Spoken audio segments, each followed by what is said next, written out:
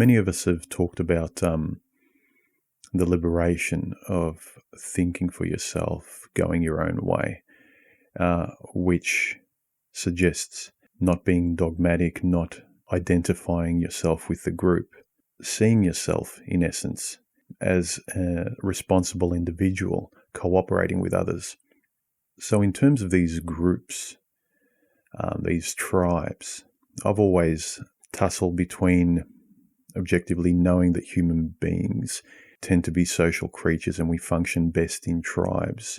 And it's not just for reproduction, but just in a general sense, but also the side of the individual that has advanced our society to this technological modernity that we all enjoy and we all pat ourselves on the back with. So, there's the two sides that pull at me, knowing that we should be standing side by side. So I think I reconcile it by taking the position in the middle where I believe our strength comes from being responsible individuals standing side by side, not in front or behind each other, although, you do need leaders, but generally speaking.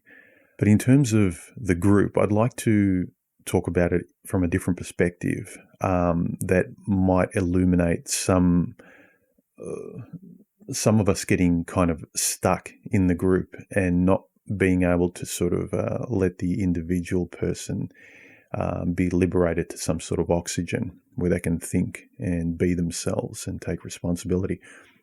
To reference Stardust, I want to talk about this in a way that I don't think others have talked about before. I want to talk about the trap of unconsciously falling into ideologies and groups, simply because when you experienced a trauma in your life, the parts where you felt lost, where you felt like life kicked you to the ground, these groups, these ideologies, these tribes embraced you and clarified things for you. You took the red pill, so to speak. I want to talk about the danger of when life has kicked you to the curb, when you're on the floor, when you've been traumatized, and these groups, ideologies, or tribes come along and they save you. They red pill you. They give you sustenance. The danger of identifying yourself with these groups, handing over your identity to these groups, identifying yourself as these groups. What I started to think was the mind has this peculiar notion of when you cast a net over your problems, like MGTOW, like feminism does for women, your mind becomes that net. Now, I want to let that sink in for you, gentlemen, that it's very tempting and burns itself into your psyche, especially when you're lost and traumatized, that when a group or an external identity gives you a nutritional net that clarifies everything, it's like finding religion, so to speak. You become the religion. So they give you a net. The net clarifies everything. Your mind becomes that net. And I want to talk about the dangers of this. So when we can't solve our problems, we're given this ideological groupthink, consensus-based net. In some cases it's a book in terms of religions, but the danger is you become the book. You just mouth the platitudes of the book automatically.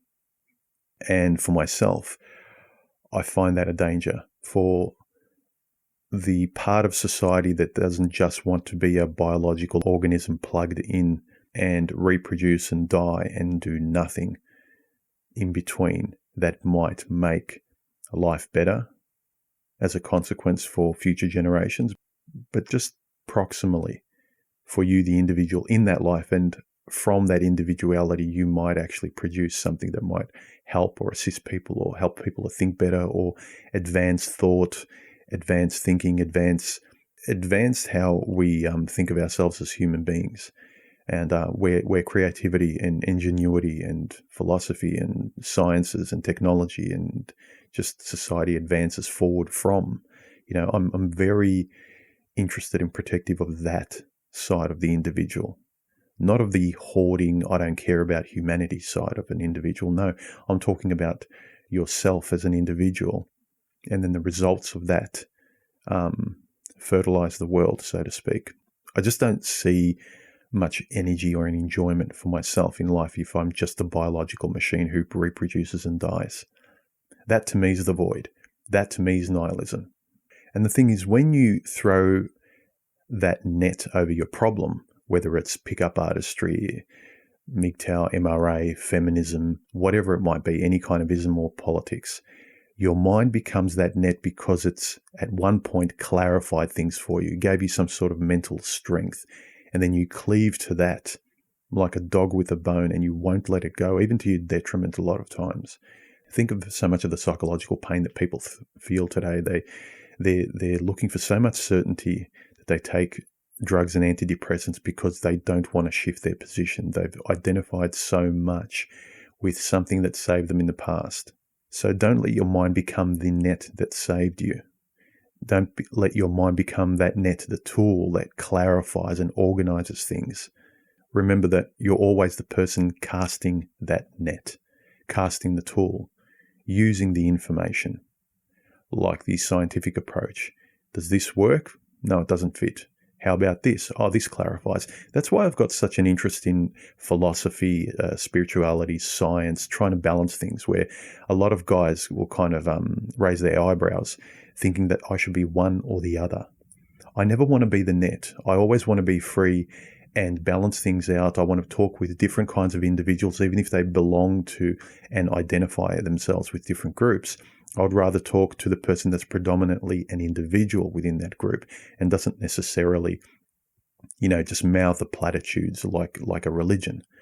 So you guys that get annoyed that I'm veering off the 12 commandments of MGTOW, it doesn't bother me because I've never identified myself as a MGTOW. I identify myself as a person that loves coming to the campfire of MGTOW and discussing ideas with like-minded individuals who use MGTOW as a tool, an ethical tool to make sense of the world as a man and live responsibly and honorably and justly and all of those things. Figure things out for yourself, your own way, your own thing, etc.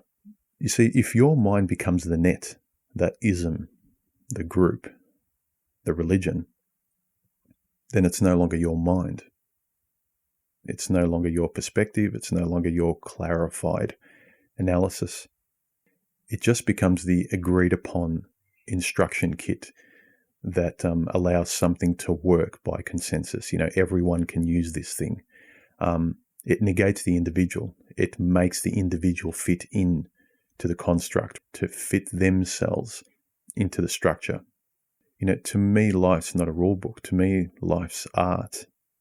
And to you guys that cleave very, very tightly to science and mathematics for absolute answers, I can never lean in that direction. I'm somewhere in the middle depending on what works. There's parts of me that lean completely towards science and mathematics when that is the most sensible and rational answer. And other times where I can lean towards the other side, the more creative, philosophical, abstract, and conceptual side, I will do so because it can help clarify. Admittedly, it can be subjective, but it can help clarify things much more and integrate them into my mind and my life much more than 1 + 1 = 2. And the certainty of this net soon becomes safety. And you defend that safe net that we all agree is right. And it becomes your language. The net's language. Gentlemen, I'm just saying, don't become the net, the tool that clarifies things, the thing that once helped you. Don't be stuck at that red pill moment where that red pill ingestion helped you and you're stuck there. And you keep circling around all the conversations and all the points that made you feel alive. You keep circling back there, just like feminism does. And you keep circling around the rebirth point, the point of time that saved you, the net that came along to save you, that made everything make sense. Whether it's pickup artistry, MGTOW, feminism, whatever it might be.